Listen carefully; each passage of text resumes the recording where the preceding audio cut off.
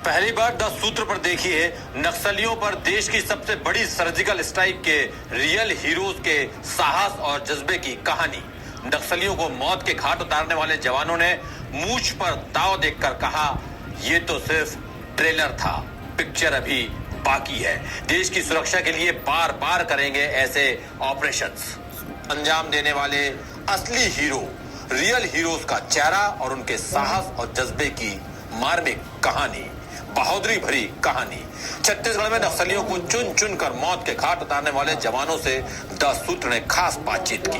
नक्सली encounter में गोली खाकर भी डटे जवानों को सलाम करने के लिए 10 सूत्र की टीम अस्पताल पहुंची। जवानों के शरीर पर गहरे जख्म के बावजूद उनके जोश में कोई कमी नहीं दिखी। उन्होंने 10 सूत्र से कहा कि ये तो सिर्फ ट्रेलर था, पिक्चर अभी बाकी है। वो ऐसी कई सर्जिकल स्ट्राइक के लिए भी तैयार है। जवानों ने मूंछों पर ताव देकर कहा कि नक्सलियों के गढ़ अबूझमाड़ के जंगल में घुसकर उन्हें मारना मुश्किल था, लेकिन नामुमकिन नहीं, और हमने वही कर दिखाया। वही घायल जवान की मां बोली कि उन्हें बेटे के कारनामे पर गर्व है। देखिए रायपुर से हमारे ब्यूरो हेड अरुण तिवारी की ये खास रिपोर्ट। मूंछों पर ताव देते 36 साल के इस जवान का नाम है रमेश चंद्र चौधरी, जो बीएसएफ में इंस्पेक्टर है। रमेश एनएसजी में भी रह चुके हैं। रमेश और उनके साथी घायल जवान फिलहाल छत्तीसगढ़ की राजधानी रायपुर के एक निजी अस्पताल में इलाज करा रहे हैं। माओवादी एनकाउंटर में नक्सलियों की AK-47 से निकली एक गोली रमेश के पैर के आर पार निकल गई। इसके बाद भी रमेश का हौसला कम नहीं हुआ और उन्होंने साथी जवानों के साथ मिलकर 29 नक्सलियों को ढेर कर दिया। रमेश ने 10 सूत्र से खास बातचीत में अपने हौसले और जज्बे की कहानी बयां की। साथ ही ये भी बताया कि सुरक्षा बलों ने किस तरह नक्सलियों को उनके अंजाम तक पहुंचाया। मैं तो रहता है कि बंदा नहीं दिखता तो ठीक रहता है कि बंदा नहीं पता कौन सी साइड से आएगा।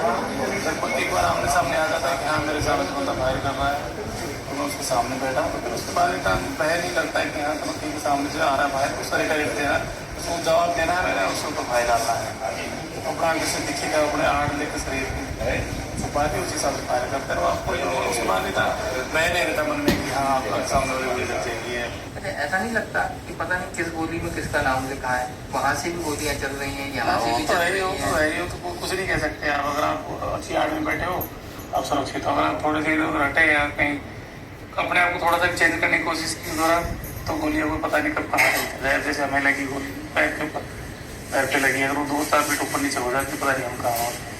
ओके चलिए पूरी मुठभेड़, ये पूरी मुठभेड़ तकरीबन 3 से 4 घंटे, 3.5 से 4 घंटे के बीच 1 बजे से हुआ और 4-4 बजे चला गया। बकौल रमेश, जिस जगह जवानों ने नक्सलियों का सफाया किया वो अबूझमाड़ का जंगल, जिसे नक्सलियों का गढ़ माना जाता है।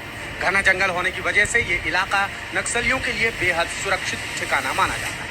वो यहाँ आराम से बैठकर बड़े नक्सली हमले की साजिश रच रहे थे, लेकिन इस बार सुरक्षा बलों ने कोई कसर नहीं छोड़ी और टीम ने अबूझमाड़ की पहेली बूझकर वहां मौजूद नक्सलियों को घेर लिया और परलोक पहुंचा दिया। पहले इनपुट में ऐसा था कि 20 से 25 हथियारधारी लोग हैं वहाँ पर। मैसेज मिला था सूचना थी उसके हिसाब से 20 से 25 लोग वहाँ हो सकते हैं। और 15 से 20 के उसमें ग्रुप में मूवमेंट करते रहते हैं लोग। और कभी कोई बड़ा उनका कमांडर होता है तो हमें पता लगता है कि उसके साथ पक्का मिलिट्री कंपनी उनकी जो है ALG वाली, उसके बंदे होंगे तो ज़्यादा 30-35 तक भी पहुँच जाते हैं। तो हिसाब से इस बात का अनुमान था। तो हम लोग निकले थे 165 के लमसम, तो 250 के लमसम आते थे BSF मिला सारे। ये था अपने कोटरी नदी के आगे था कलपड़ और पटोला की जंगल में। कोटरी नदी वो उनका गढ़ माना जाता है। अबूझमाड़ का जंगल का एरिया गढ़ है अबूझमाड़, उसके अंदर था। अब जरा नजर डालिए रमेश के बगल वाले बेड पर, जिस पर भर्ती हैं उनके ही एक साथी DRG के जवान सूर्यकांत श्रीमाली। नक्सली एनकाउंटर के दौरान सूर्यकांत के भी पैरों पर गोली लगी। उनका घाव इतना गहरा है कि वो करीब महीने भर बाद ही अस्पताल से डिस्चार्ज हो पाएंगे। सूर्यकांत ने 10 सूत्र को बताया कि एनकाउंटर में उनका सेल्फ कॉन्फिडेंस और DRG की ट्रेनिंग काम आई।